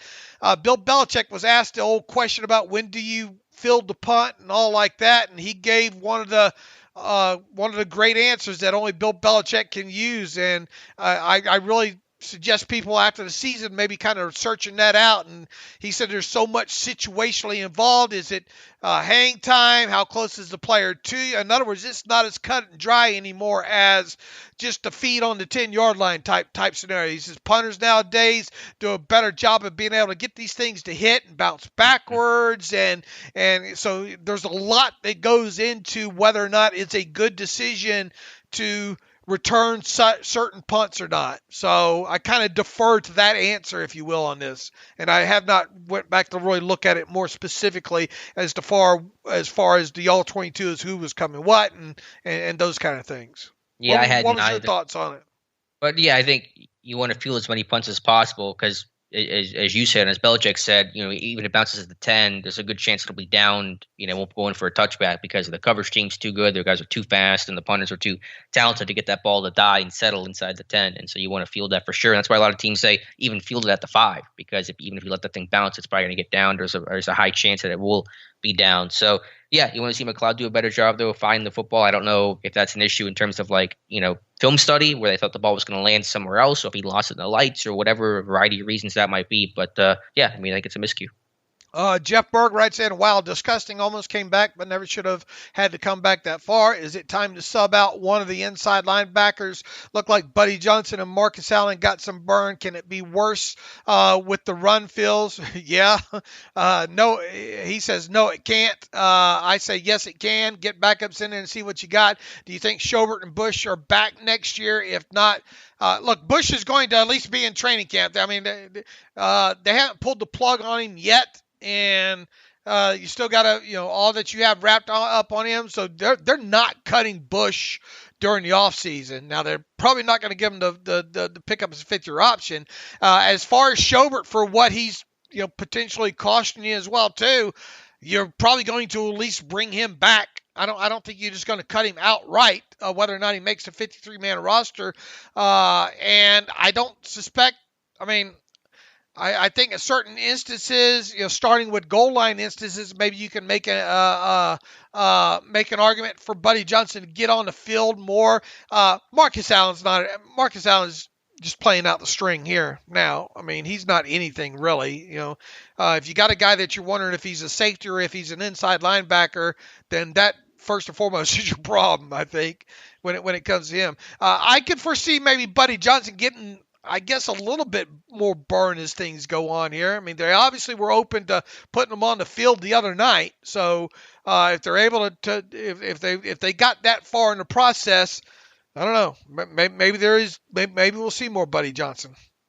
Yeah, I think we probably will see some sort of rotation, some sort of new faces. Johnson subbed in briefly for both Bush and Schobert during Thursday night's game. So I think Tomlin has been very adamant and repeated himself that they won't leave any stone unturned. They're going to keep subbing guys in, and so you probably see more of that going forward. And with Schobert, yeah, he probably comes back, but man, at this point, it's tough to justify that. What's he going to make next year? Would you say $8.5 million, whatever the number is? Yeah, whatever the number is. It's a lot of money, and as of now, he is not worth it. But the question is, if you don't go with him, who do you go with? Do you go with Spillane? Spillane's not that much worse, and he's a lot cheaper. So, we'll see what happens. Barring Bush doing something incredibly stupid off the field, he's going to be on this 53-man roster. This is the same team that carried Artie Burns, right? So and Jarvis too. And Jarvis. So Bush would have to do something really, really bad, I think, off the football field to get himself out of Pittsburgh and not see the last year of his rookie contract there. Schobert, once again, maybe you bring him to camp and see how things play out, and then, maybe cut him. But I think at a minimum you will see Schobert at camp. Yeah, I think so. I might not feel as confident as you do. Who else do you have right now? I mean, well, it's about anybody else. I mean, can you find better production for cheaper somewhere else? The answer to that right now is probably yes. You do have Spillane. Buddy Johnson will be in year 2. You can go sign somebody. You can draft somebody. There are other avenues and doors that will open up. So, I mean, it wouldn't floor me if they just kind of, pulled the plug on Joe Schobert. Here's an older one from Brandon asking about Zach Cunningham. Didn't we kind of quasi address that the other day? Yeah, because he got released when we were live, and the Titans got him, and so Pittsburgh is ahead of Tennessee in the waiver order, which means that Pittsburgh did not submit a waiver claim on Zach Cunningham. Of course, they'll see him though on Sunday, assuming that he suits up for Tennessee. Brandon's also got another one in here about the Steelers' 2022 quarterback options. Brandon, we're not ready to go there yet. I'll tell you what, Brooke Pryor from ESPN has some misinformation out there as far as salaries and what it would cost and cap charges for several of these quarterbacks not currently in Pittsburgh. I politely asked her on Twitter to correct some of that in her article. She has not, so thus she gets her name called out on the podcast there. So folks, there's so much misinformation on a daily basis, not only from bloggers but mainstream media as well too. Be careful what you read with some of this, especially when it comes to veteran quarterbacks. All that talk that Al Michaels and Chris Collinsworth had last night about Aaron Rodgers. Why in the hell would Aaron Rodgers want to leave Green Bay right now? Yeah, I think that's the first thing you have to think about. I know Peter King had made similar comments about how his gut feeling was that Kevin Colbert will call the Packers about Aaron Rodgers whenever the season ends. But the first step is, why would the Packers want to trade Rodgers? And if he's happy with where things are at, they're not going to move him. We'll see how the season ends, though. I mean, that could obviously dictate what ends up happening. But at this point, I don't necessarily see Rodgers getting traded. Why in the hell? I mean, other than you just absolutely loving Mike Tomlin, why in the hell would you want to come to Pittsburgh right now if you're Aaron Rodgers? We talked about in Pittsburgh Dad, I guess. Maybe that's a selling point. I don't know. Yeah, point taken for sure on that one. I just don't get it. I mean, Devontae, some of those guys, and I don't know, haven't looked specifically at how long some of those guys are under contract. But Ladd was going to be a free agent after this year, so I'm disappointed. Devontae Adams is, I believe, a free agent after the season. Well, then Aaron just needs to go to the front office, say to re-sign him, and that'll get done. Right. But yeah, there has been a contract rift between Adams and the organization, but that was like during the height of the Rodgers summer stuff with the organization. Once again, I guess anything's possible. I'll believe it when I see it. If one Aaron Rodgers or Russell Wilson lands in Pittsburgh. I suppose stranger things have happened. Let's see. What did you think about, real quick, Jeremy Fowler suggesting Matt Ryan to Pittsburgh next year? I made a terrible take out of that one last week. I don't know why you would do it. I mean, why not just if you're getting that far into it, why wouldn't you just see if Ben wants to play another year? Would be my thought. I mean. Matt Ryan doesn't have mobility. I don't see what you have to gain by signing Matt Ryan to whatever it would take. And he's under contract too, right? With the Falcons, I think, for one more season. So I think all this is under the assumption that the Falcons would cut Matt Ryan. Is the way Fowler kind of framed this, because I believe Matt Ryan's under contract for one more year there. 2 more years, actually. Or is it 2 more years? But regardless, the Steelers wouldn't. You're not going to trade for that salary and trade for him. So the only way Matt Ryan comes to Pittsburgh is A, if he's cut, and then B, are you really going to pay him? I don't know, 15, 18 million to come? And none of that makes sense. I'm with you. That one did not make sense to me. All right. Let's see here. Eloise Marks writes in consistency, inconsistency. Consistency, inconsistency, I think sums up this weird season very well. We see Tomlin's best regular season win against the Bills and worst loss against the Bengals. First and second half performance disparities, Presley Harvin, etc. The Steelers are often lauded for their consistency as an organization, usually referencing head coach tenures, Rooney's patience, etc. To use Dave Bryan phrase, however, comma, at the same time, we're just 3 years removed from seeing the number one defense in the NFL to now seeing something out of a Wile E. Coyote movie on the field. We all laughed at Jacksonville for dismantling their 2017 Saxonville defense in a hurry, yet here we are. My question is what good is all that consistency in the coaching staff if we can't retain key players to sustain an acceptable level of play? Yes, sustained success is hard. Yes, free agency makes it difficult to retain everybody, but for the organization who prides itself being steeped in tradition and consistency, you think you could certainly do a little bit better. And no, do not fire Tomlin. Sorry, dear angry Friday morning readers. I don't know if we read that one the other day or not. Maybe I feel like we did. Maybe we did. But anyway, yeah, I mean, I don't know where he wants us to go on that. Cam Rogers writes in, no, not Cam Rogers. Chris Lockhart writes in, hey guys, I have a question. Is there any connection between Mike Zimmer and anyone from the Steelers? I was thinking Keith Butler's probably gone after this year if his contract is up, and Mike Zimmer also might be on the outs, and I think he has a great defensive mind. It would be awesome to possibly grab him as our defensive coordinator. What are your thoughts?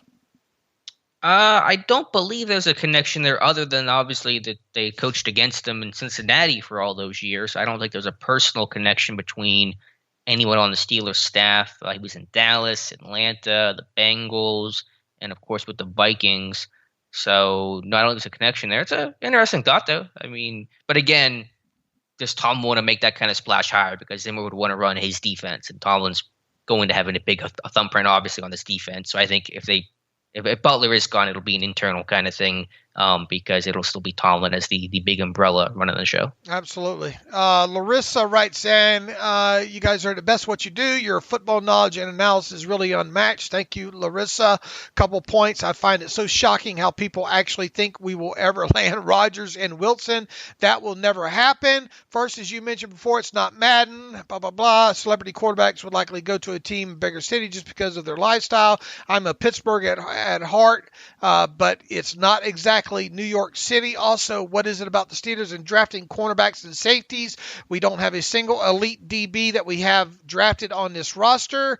Look, I mean, drafting cornerbacks and safeties in general is tough around the league. I mean, it really, really is a tough position. That's why I think the Steelers are always better going the free agency route there or trading for a guy like after the fact like they did Minka. I shudder to think about any time the Steelers draft a cornerback or a safety early first or second round because they just have not been good at it at all.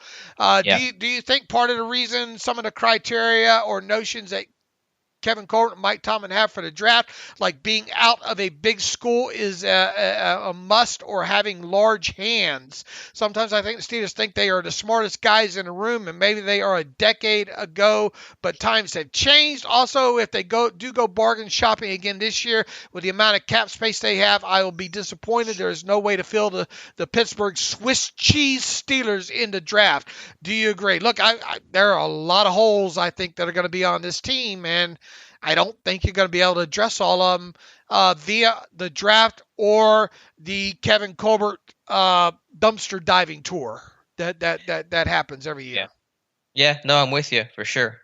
Trade for guys, go trade for Minka, sign Joe Hayden. Those have been the Steelers' best moves in terms of upgrading the secondary. So yeah, I understand that. Why that is.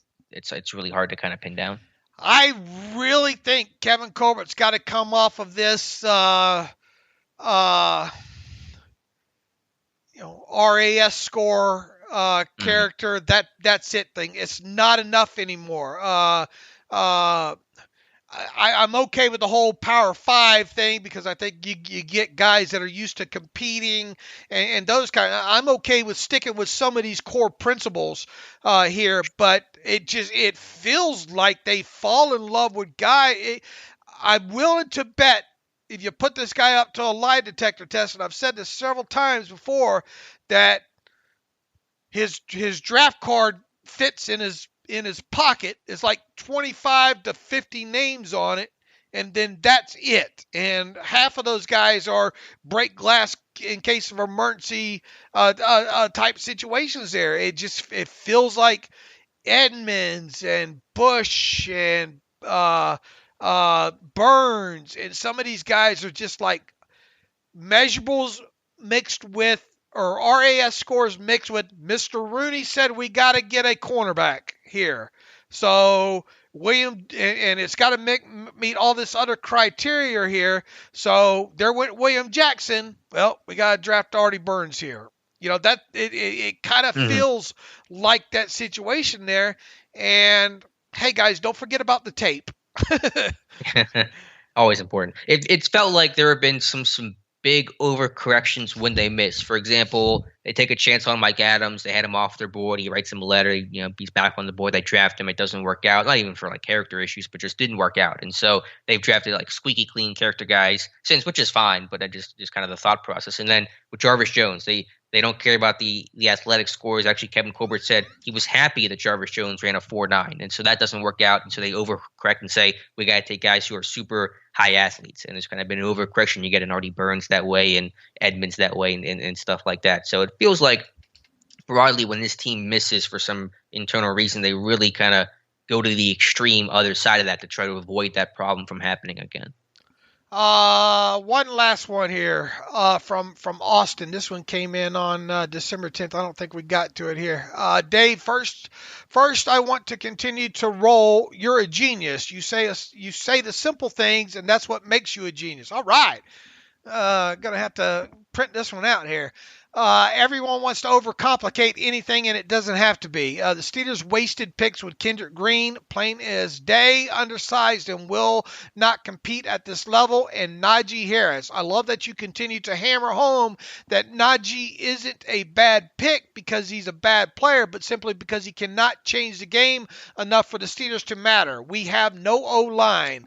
He has two questions here. My questions begin with, who do the Steelers draft this upcoming draft? I would go with Linderbaum, best tackle available, or best defensive tackle available. I don't believe the likes of Devin Lloyd or Nakobe Dean fall to them because of our options too. He says, what do the Steelers do with Stephon Tuitt? Obviously, we'd love to get him back at this point.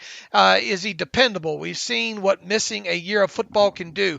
Man, you know, the thing about Stephon Tuitt, I'll start with that second one first, is there is so much unknown still, I think, at this time right now. Obviously, if Stephon Tuitt wants to play football past this season, we don't know what's going to happen in these final 4 games or whatnot. If he's healthy enough to play football, I think you got to bring him back, you know, for another season. I mean, why in the heck would you have redone his what's the word? Restructure. Yeah, restructure his contract if you didn't have the idea that he was going to be back in 2022. Now, might there be other variables involved here?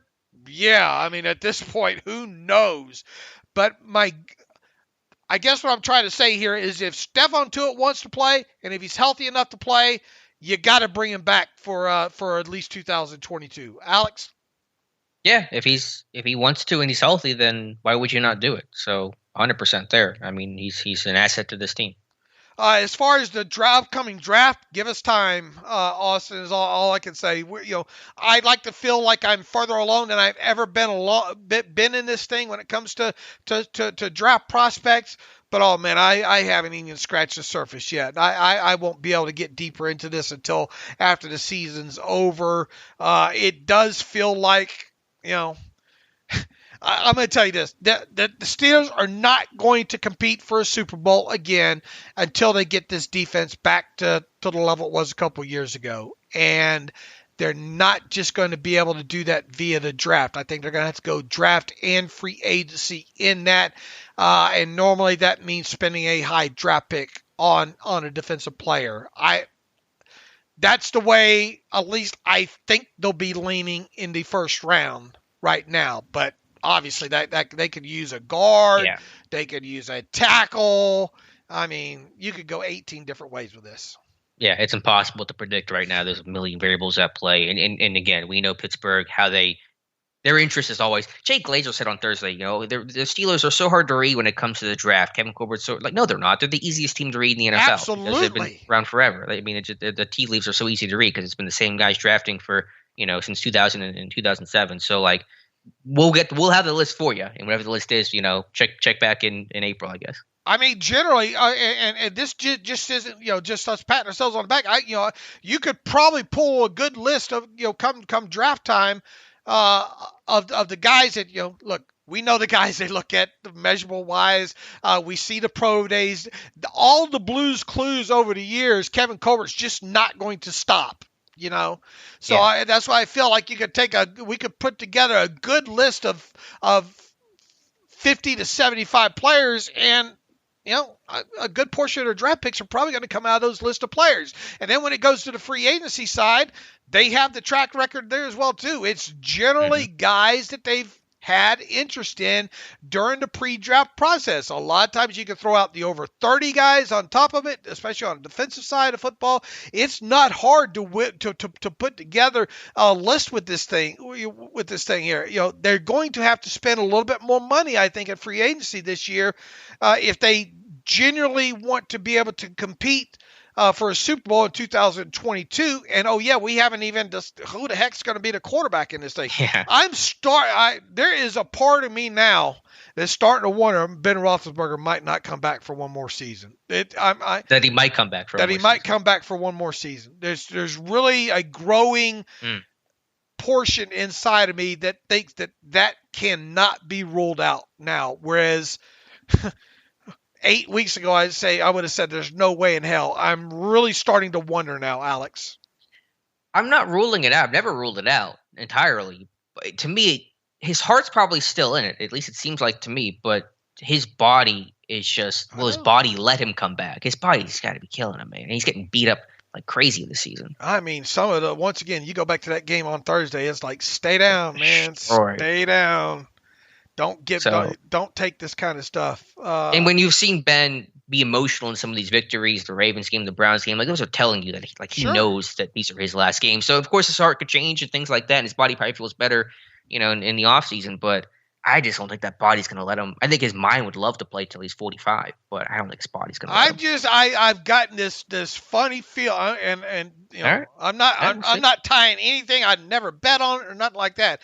I just all of a sudden I got this really the feeling the other night there, the way he was throwing the football and the way he probably feels like he can still will this team to some victories here, and he can, and he does, but. I mean, he only needs a handful of yards to pass Phillip Rivers for 5th place on the all-time yardage list. And after he gets up a few more spots on a few of these other lists, he's going to be miles away from the next jump. When it comes to, I don't know, there's still.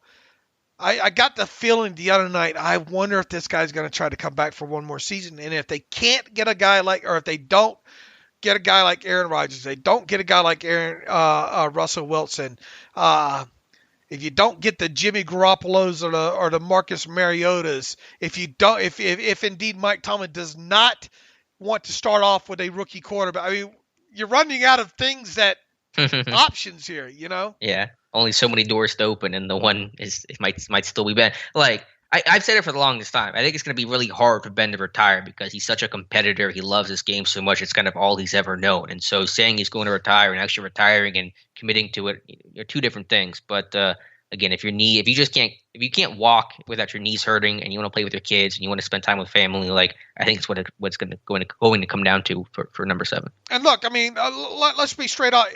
With Ben, without Ben. With Aaron Rodgers, without Aaron Rodgers,